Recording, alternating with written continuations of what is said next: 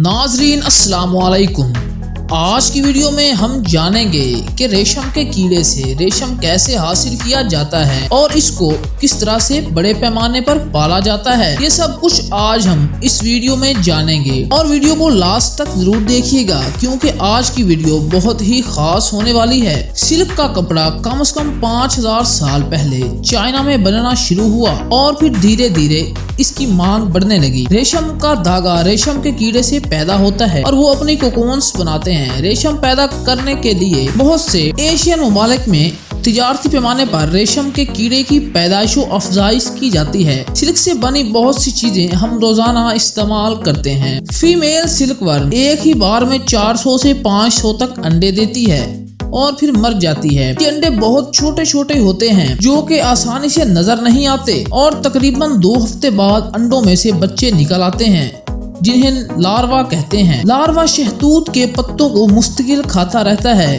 और आपको बता दें कि ये सिर्फ शहतूत के पत्ते ही खाते हैं। अपना वजन 10,000 फुट तक बढ़ाते हैं और अपनी लंबाई तकरीबन 3 इंच तक बढ़ाते हैं। लार्वा की 4 स्टेजेस हैं, first instar, second instar, third instar और फोर्थ इंस्टार। और फिर ये अपने लाइफ साइकिल से प्यूपा में दाखिल होते हैं। ये अपने काता में मौजूद सिल्वरी ग्रैंड्स की लिक्विड सिल्क खारिज करता है। जब ये लिक्विड खारिज होता है तो हवा के साथ मिलता है तो ये सख्त होकर एक धागा बन जाता है। लार्वा से प्यूपा में बदलता ये अपने गिर्द कोकोन को लपेट लेता है। इसको रेस्टिंग फेस भी कहते हैं। ये आराम करने के लिए अपने गिर्द कोकोन बना लेते हैं। देखें किस तरह से अपने कोकोन को अंदर कैद कर रहा है। कैद होने के बाद ही इनके जिस्म के कई हिस्से बनते हैं। जैसा कि आप देख रहे हैं कि ये बिल्कुल बदल चुका है।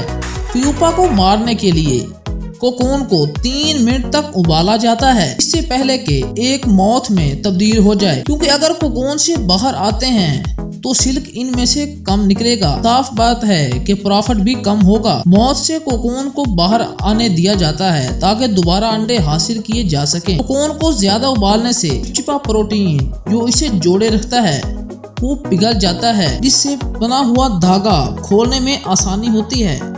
सिल्क को हासिल करने के लिए एक वक्त में 30 से 50 कोकोन में से धागा लिया जाता है। फिर कोकोन को खोलने के लिए बहुत ही नरमी और हिफाजत से रील को घुमाया जाता है।